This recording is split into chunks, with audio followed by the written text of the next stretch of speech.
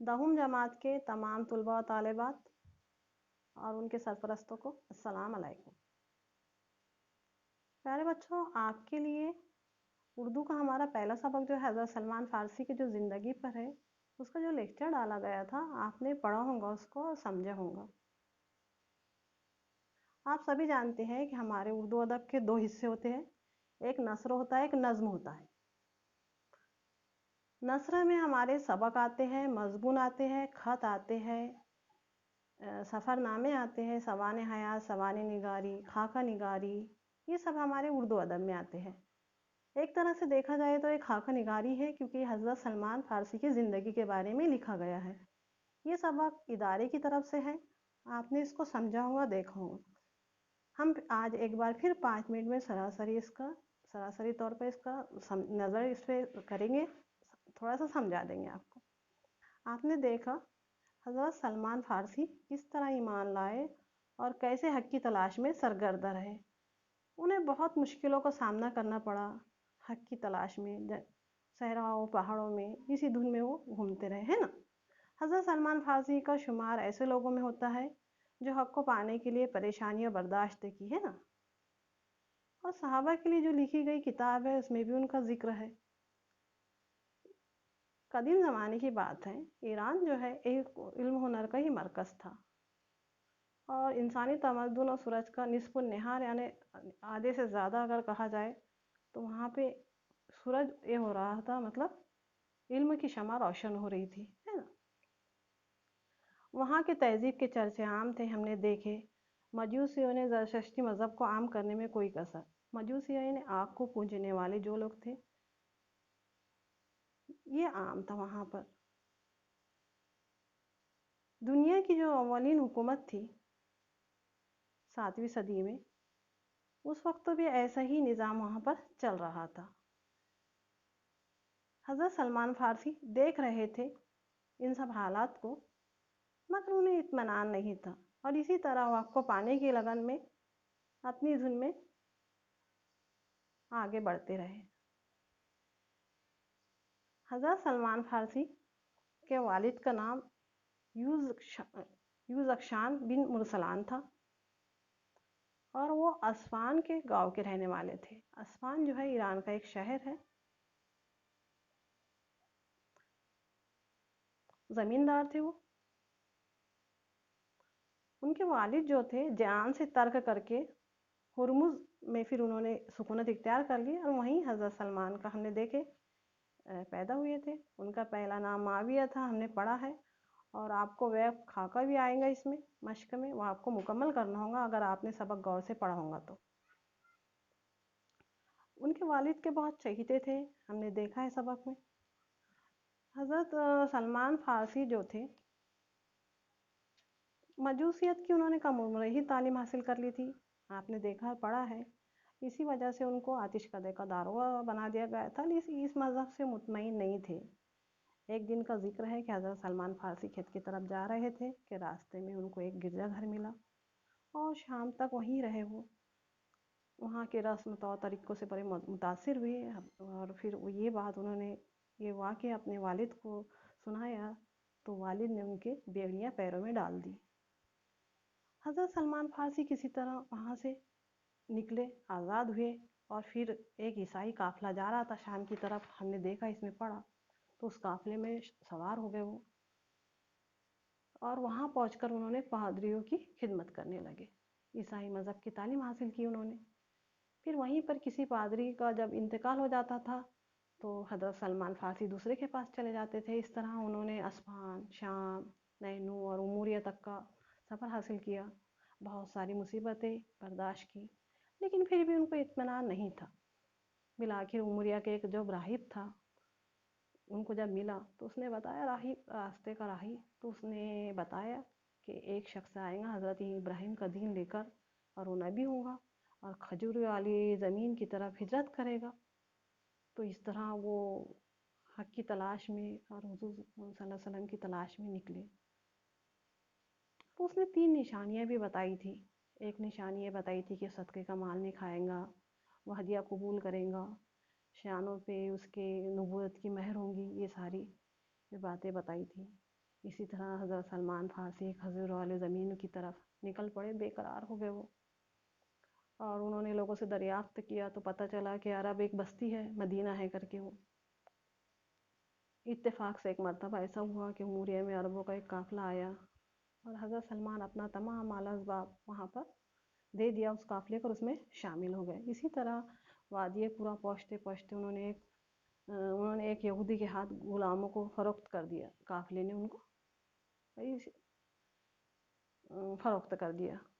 اس یہودی نے بھی انہیں مدینہ کے ایک دوسرے یہودی کو اس طرح انہیں بہت فروخت کر دیا، بہت تکلیفوں کا سامنا کرنا پڑا۔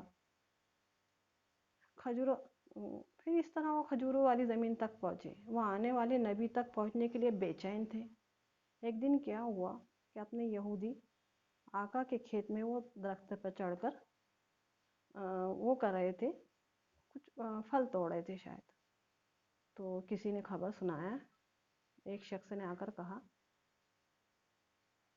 کہ حضرت سلمان نے سنا، تو جب پھر ایک دم ان کو کانپنے لگے، انہوں نے نبی سے ملنے کی تدبیریں کی، لوگ گرد گرد وہاں جمع ہو گئے، وہ کچھ کھجوریں اپنے ساتھ لائے۔ حضرت سلمان پھر جب ان سے حضور صلی اللہ علیہ وسلم سے ملنے کے لیے پہنچے تو انہوں نے اپنے ساتھ کچھ کھجوریں لائے اور رسول اللہ صلی اللہ علیہ وسلم کی خدمت میں پیش کی کہ صدقہ ہے۔ آپ صلی اللہ علیہ وسلم نے اس کو چکھا، نہ کھایا، صحابیوں کو دے دی۔ حضرت سلمان یہ دیکھ کر مطمئن ہو گئے، کیونکہ پہلی نشانی صحیح تھی، رائب کی دوسری پہلی نشانی صحیح ہوئی۔ دوسرے موقع پر حضرت سلمان حضرت نبی صلی اللہ علیہ وسلم کے پاس پھر پہنچے، پھر انہوں نے کھجوریں دیتے ہوئے کہا کہ یہ تحفہ ہے، تو نبی صلی اللہ علیہ وسلم نے اسے تناول فرمایا، اپنے صحابیوں کو بھی تقسیم کیا۔ اس طرح دوسری نشانی بھی صحیح ہو گئی۔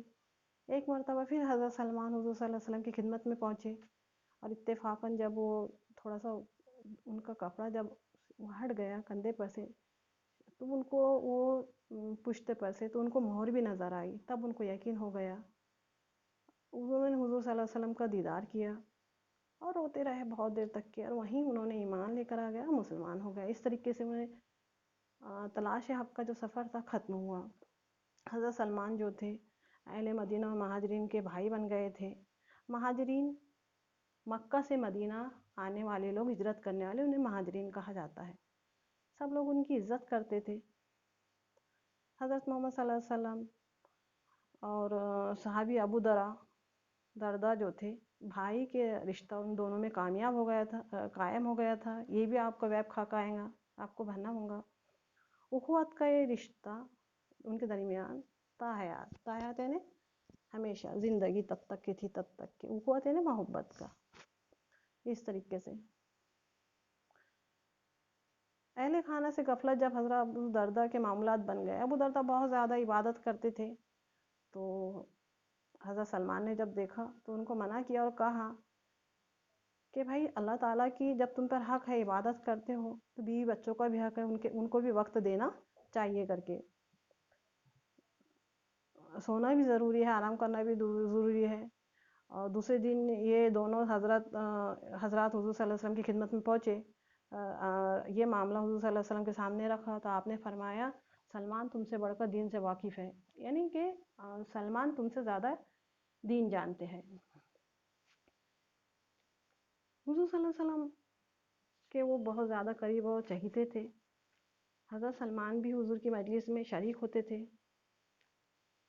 آپ صلی اللہ علیہ وسلم نے فرمایا ہے کہ حضرت سلمان کے سر پر ہاتھ رکھ کر فرمایا کہ اگر دین ثریا بھی ہوگا تو فارس کا ایک آدمی اس کو پالے گا۔ آپ صحابہ کرام سے فرماتے تھے جس نے سلمان کو راضی کیا اس نے خدا کو راضی کیا۔ لوگ جنت کے مشتاق ہوتے ہیں مگر جنت سلمان کی۔ اس طریقے سے یہ جب ویب خاک آئے گا تو آپ کو یہ باتیں، یہ اس میں پوائنٹ لکھنا ہوگا۔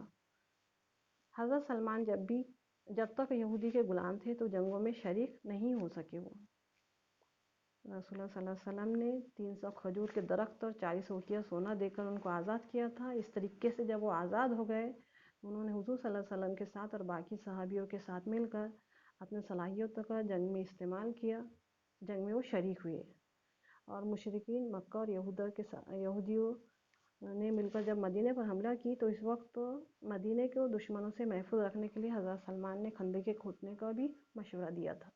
وہ خندقیں اتنی گہری ہوا کرتی تھی، گڑھے کہ دشمن اس کو پار کرنا مشکل ہو جاتا تھا. اس طریقے سے حضرت سلمان نے طائف کی جنگ میں بھی حصہ لیا ہے.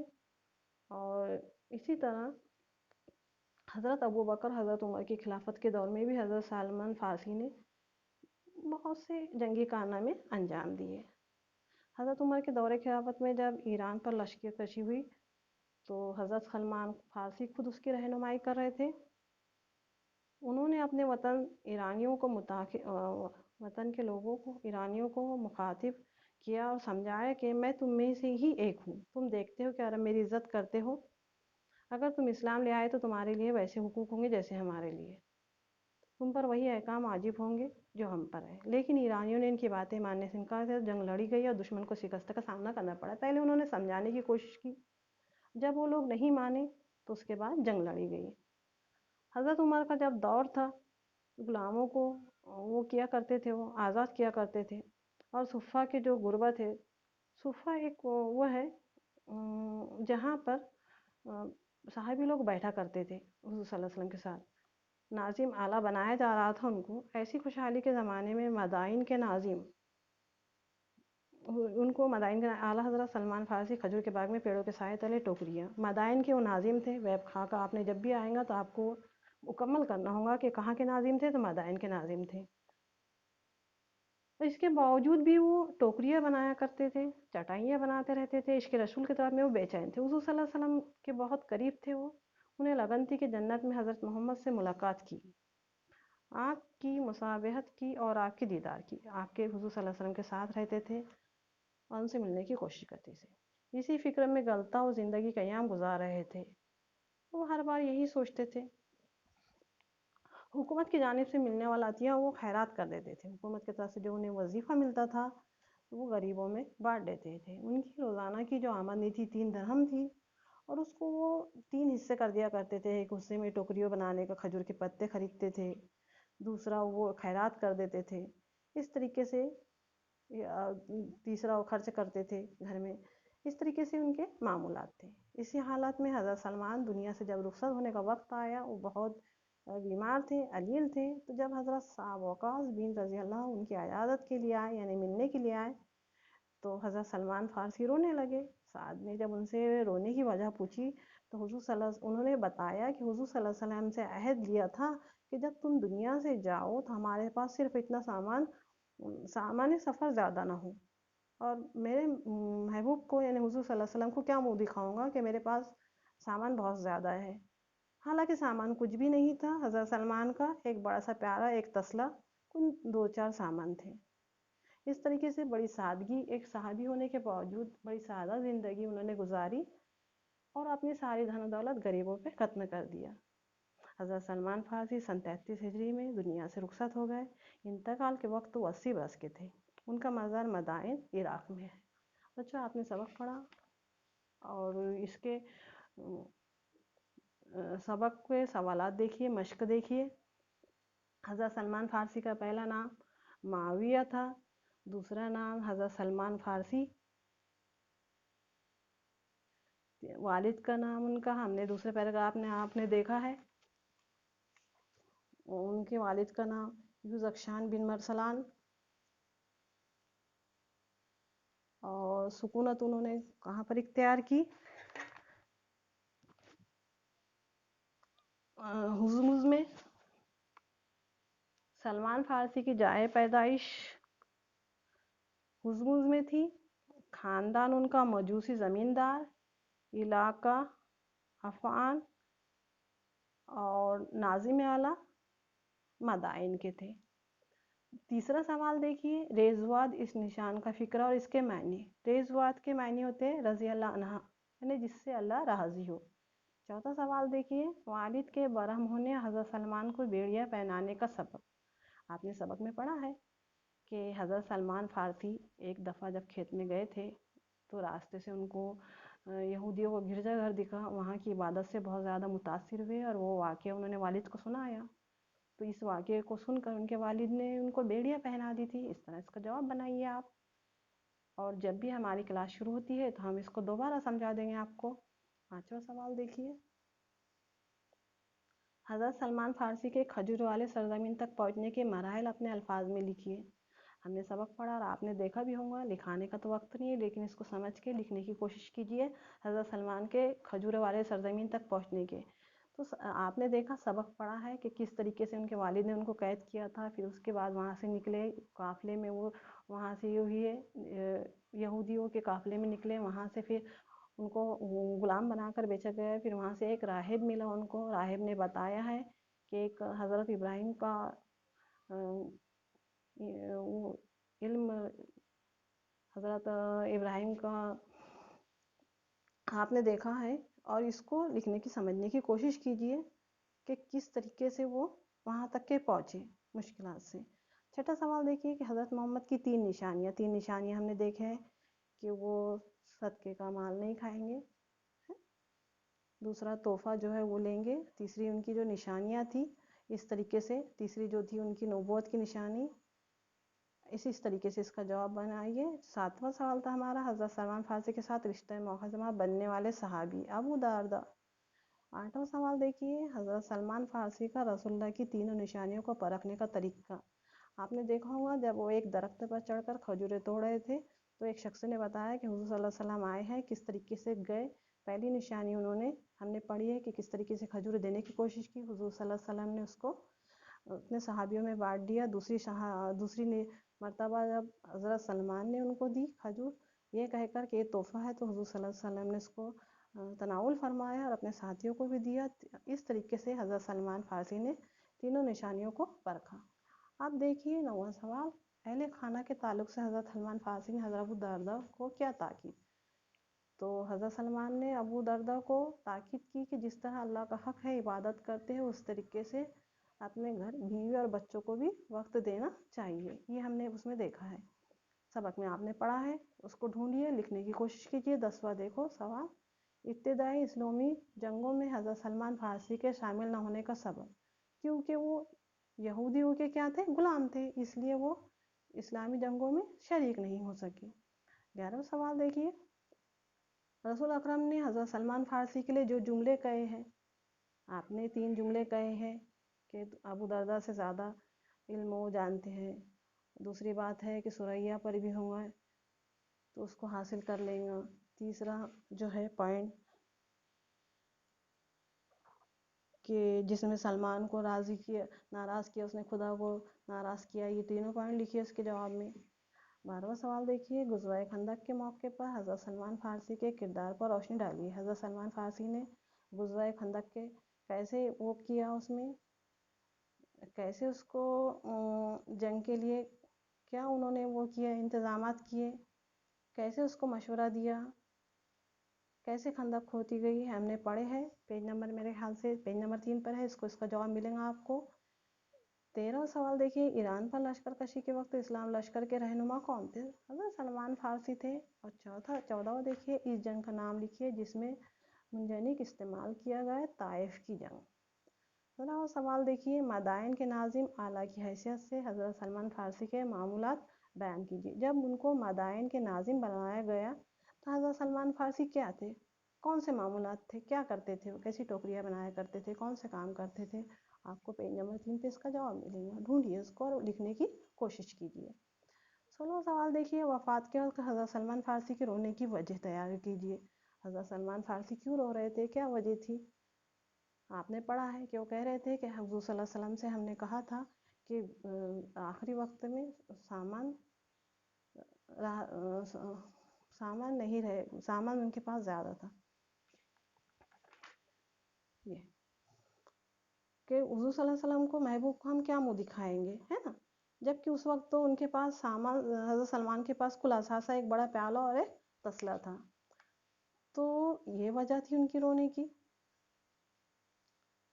اس کے بعد دیکھیے، حضرت سلمان فارسی کے ذیل کے بیان سے مفرد، مرکب اور مخلوط جملے تحریر کیجیے۔ آپ کو معلوم ہے کہ ایک جملہ جہاں ہو مفرد جملہ اور جس میں کوئی بات بیان کی ہو، مرکب جملے جس میں 2 سے زیادہ جملے ہوں، مرکب جملے، اور مخلوط جملہ جو آگے کے جملے پر منحصر ہو۔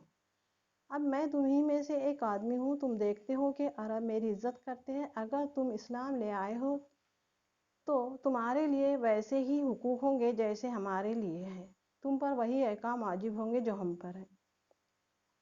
अब ये बताइए ये कौन सा है? मैं तुम्ही से एक आदमी हूँ, तुम देखते हो कि मेरी इज्जत करते हैं अगर तुम इस्लाम ले आए। अगर, है ना, अगर मगर वरना लेकिन, अगर जो आगे की बात पे मुनस्सिर है। ये जुमला कौन सा है? मखलूत जुमला है। ज़ैल के अल्फाज के लिए सबक से एक लफ्ज़ तलाश करके लिखे। आग को पूजने वाला, किले के अतराफ हिफाजत के लिए खोदी जाने वाली खाई। तांबे या पीतल का तश्त क्या जाता था? आग को पूजने वाले के लिए एक लफ्ज़ क्या है? लिखिए उसको, लिखने की कोशिश कीजिए। किले के अतराफ हिफाजत के लिए खोदी जाने वाली खाई को क्या कहते हैं? खंदक कहते हैं। क्या कहते हैं? अभी हमने पैराग्राफ में पढ़ा है, उसको ढूंढ के लिखिए। तांबे या पीतल का तश्त को क्या कहते हैं? उसको ढूंढ के लिखिए। जंग जिसमें आपने शिरकत की, हुजूर सल्लल्लाहु अलैहि वसल्लम जिसमें शिरकत की, हमने सबक में पढ़े हैं। ये होमवर्क है, वो लिखने की कोशिश कीजिए। दिए हुए है पैराग्राफ इक्तबास का खुलासा। हज़रत उमर फारूक का यह दौर था जिसमें गुलामों को मुल्कों का हुक्म रहा। कौन सा दौर था? हमने सबक में पढ़े हैं। Dash dash. हज़रत साद फरमाते हैं कि उस वक्त हज़रत सलमान का कुल असासा एक बड़ा प्याला और एक तसला था। ये हमने सबक में पढ़े हैं। जुमले को मुकम्मल कीजिए सबक तीसरा पेज देखकर। दिए हुए हुर्फों के नंबरों के मुताबिक ज़ैल के नंबरों से सही तरतीब नकल करके बनने वाला लफ्ज़ लिखिए। पायेदारी या मजबूती के मायने वाला लफ्ज़। आप देखिए यहाँ पर दिया हुआ है ते ते सीन का मीम, अलीफ ते ते सीन का मीम। यहाँ पर बन रहा है इस्तेकामत। यहाँ पर आपको 1 2 3 ऑप्शन दिए हुए हैं, इसलिए इसको जो है दूसरा आएगा। देखिए आप, इस्तेकामत यहाँ पर दूसरा आएगा। इसको हल करने की कोशिश कीजिए। उसके बाद देखिए दूसरा, इस्लामी जंग जिसमें आपने हिस्सा लिया, इस मफ़हूम का लफ्ज़ यहाँ पर देखिए गुज़वा। इसके लिए आपको बन रहा है तीसरा ऑप्शन है 4 3 1 2। इसको हल करने की कोशिश कीजिए, इसको समझिए, आपके समझ में आएगा। उम्मीद है कि आपकी ये सबक समझ में आ चुका होगा। आप इसको मशकों को हल करने की कोशिश करेंगे। यहीं हम ख़त्म करते हैं। अल्लाह हाफिज़।